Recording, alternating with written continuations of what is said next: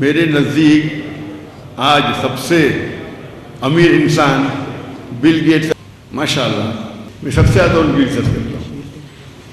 قرآن کی آیت ہے سورہ عمران سورہ نمبر 3 آیت نمبر 64 میں، تعالوا الی کلمۃ سواء بیننا وبینکم، آؤ ہم اس بات کی طرف جو آپ پر ہمیں یکساں ہے۔ آیت باقی غیر مسلم کے لیے بھی لاگو ہو سکتی ہے، چاہے وہ ہندو ہو چاہے بدھ ہو، ہر غیر مسلم کے لیے لاگو ہو سکتی ہے۔ اور اگر آپ ایک سٹیپ آگے جائیں گے کہ رسپانسبلٹی، ذمہ داری ایک ٹیچر سے زیادہ ہے، ایک ٹیچر کی ذمہ داری ایک کلرک سے زیادہ ہے۔ اللہ سبحانہ و تعالی ہمیں اس آیت میں فرماتے ہیں کنتم خیر امۃ اخرجت للناس، کہ ہم سب سے بہترین امہ ہیں ساری دنیا میں۔ کیا ہمارے پاس کوئی ذمہ داری نہیں؟ اللہ تعالیٰ فرماتے تأمرون بالمعروف وتنہون عن المنکر وتؤمنون باللہ، کیونکہ ہم لوگوں کو اچھائی کی طرف بلاتے ہیں اور برائی سے روکتے ہیں اور اللہ پہ ایمان لاتے ہیں۔ اگر ہم لوگوں کو اچھائی کی طرف نہیں بلائیں گے اور برائی سے نہیں روکیں گے تو ہم مسلمان کہنے کے لائق نہیں ہیں، ہم خیر امہ کہنے کے لائق نہیں ہیں۔ آج کیونکہ دنیا میں تعداد بڑھ رہی ہے، ابھی 8 بلین سے زیادہ ہے، اور مسلمان کی تعداد تو ماشاءاللہ 25% سے زیادہ ہو گئی، 2 بلین سے زیادہ ہو گئی۔ لیکن افسوس کی بات ہے وہ حدیث ہے اللہ کے رسول کی کہ جب وہ کہتے ہیں کہ سب لوگ مسلمان پہ ٹوٹ جائیں گے تو صحابہ پوچھتے کیا مسلمان کم ہوں گے؟ تو اللہ کے رسول فرماتے نہیں، ہماری تعداد بہت ہے لیکن ہم چھاک کی طرح ہیں، ول بی لائک فراک۔ اور ہم دیکھتے ہیں کہ آج مسلمان کی تعداد زیادہ ہے، اللہ نے ہمیں دولت دی ہے، کالا سونا دیا ہے۔ میرے نزدیک آج سب سے امیر انسان بل گیٹس اور جیف بیزوس نے ہمارے مسلمان ہیں۔ لیکن افسوس کی بات ہے کہ ہم دیکھتے ہیں کہ ہم سب جگہ سے پیٹے جا رہے ہیں اور ہم کو سب لوگ فٹ بال کی طرح لات مار رہے ہیں، اور 57 ملک ہونے کے باوجود، 57 مسلمان میجر ملک ہونے کے باوجود ہم اپنا کام نہیں کر سکتے۔ جب ہم پہ وہ اٹیک کرتے ہم فلسطین کی دفاع نہیں کر سکتے۔ یہ سب اسی لیے میرے نزدیک میں سمجھتا ہوں کہ ہم قرآن اور حدیث سے دور گئے۔ پہلے دیکھیں گے آپ، اللہ کے رسول کا دور تھا، خلفاء راشدین کا دور تھا، صحابہ کا دور تھا، ہم تعداد میں کم تھے لیکن ہم ٹاپ پہ تھے۔ ہم دیکھتے ہیں کہ 8ویں صدی 9ویں صدی میں یورپین کہتے تھے ڈارک ایجز، اندھیرے کا دور۔ کس کے لیے؟ ان کے لیے۔ مسلمان اتنی چوٹی پہ تھے کہ اگر آپ کو سائنس ٹیکنالوجی سیکھنا ہے تو لازم ہے کہ آپ عربی زبان سیکھیں۔ تو غیر مسلم عربی زبان سیکھتے تھے سائنس اور ٹیکنالوجی کو جاننے کے لیے، اور آج ہم دیکھ رہے ہیں ہماری حالت کیا ہے۔ میں سمجھتا ہوں کیونکہ ہم قرآن و حدیث سے دور جا چکے ہیں۔ اللہ تعالیٰ فرماتے ہیں سورہ عمران میں سورہ نمبر 3 آیت نمبر 103 میں وَاعْتَصِمُوا بِحَبْلِ اللَّهِ جَمِيعًا وَلَا تَفَرَّقُوا، کہ ہم اللہ کی رسی کو مضبوطی سے پکڑے اور آپس میں نہ بٹے۔ اللہ کی رسی قرآن اور صحیح حدیث۔ اور ہم دیکھتے ہیں کہ ہمارے معاشرے میں کئی فرقے ہیں۔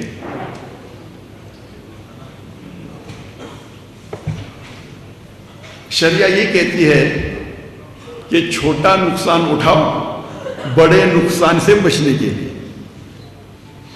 تو میری التجا ہے کیا یہ فرقہ بندی ہم کم کریں اور اللہ کی رسول کے قریب آئے۔ اور آپ دیکھیں گے اگر ہمارا دل بڑا ہے تو لوگ ہمارے قریب آئیں گے۔ ہمارا دل بڑا ہے اگر ہم کمپرومائز کرتے اس کا مطلب نہیں کہ ہم ہمارے عمل پہ کمپرومائز کر رہے ہیں۔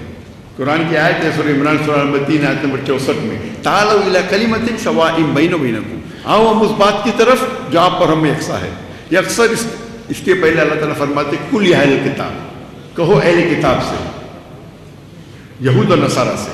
لیکن یہ آیت باقی غیر مسلم کے لیے بھی لاگو ہو سکتی ہے، چاہے وہ ہندو ہو چاہے بدھ ہو، ہر غیر مسلم کے لیے لاگو ہو سکتی ہے.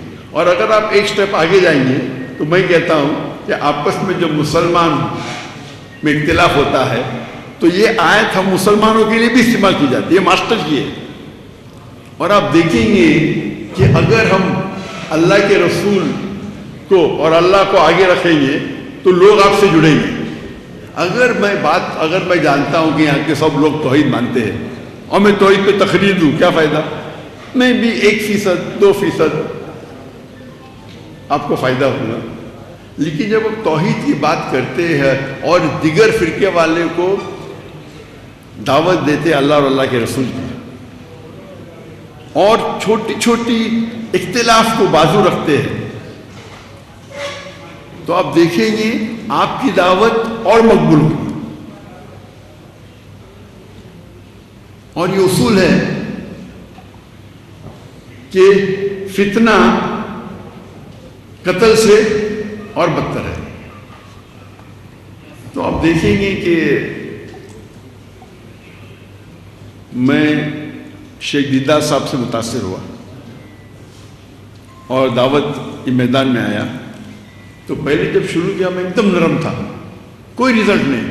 پھر میں ماشاءاللہ ایک دم شیر بنا دیدار صاحب سے زیادہ.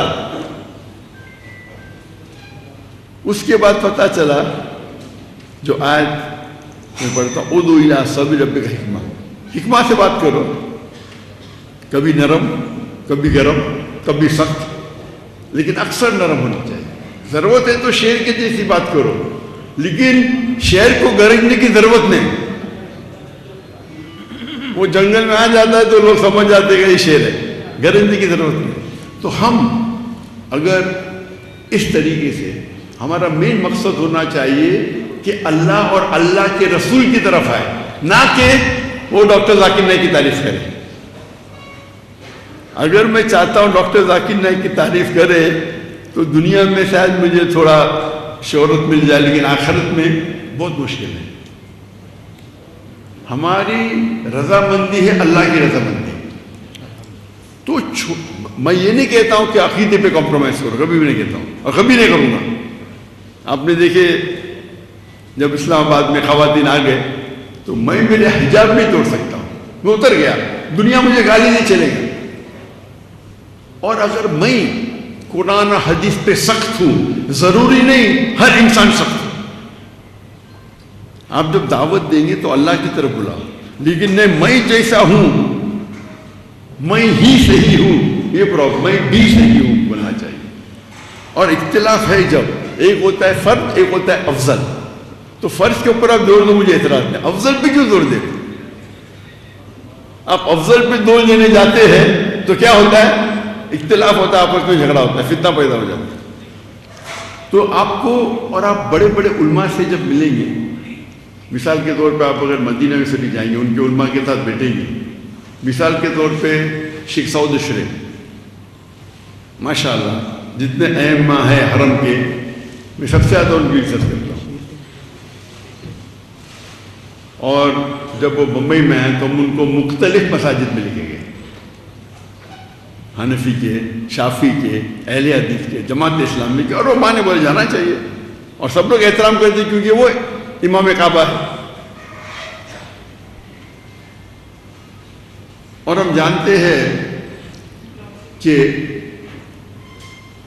جب آپ مسافر ہیں تو افضل ہے کہ عصر کی نماز 4 رکعت کی 2 رکعت ہوتی ہے. جب وہ گئے حنفی مسجد میں تو وہاں اختلاف ہوا، تو انہوں نے بولے نہیں میں 4 پڑھوں گا. انہیں نہیں کہا 2 ہی پڑھوں گا، افضل ہی کروں گا. کیونکہ اگر وہ کہتے تھے نہیں میں 2 ہی پڑھوں گا، کیونکہ 4 پڑھنا بھی جائز ہے، افضل ہے 2 رکعت پڑھنا.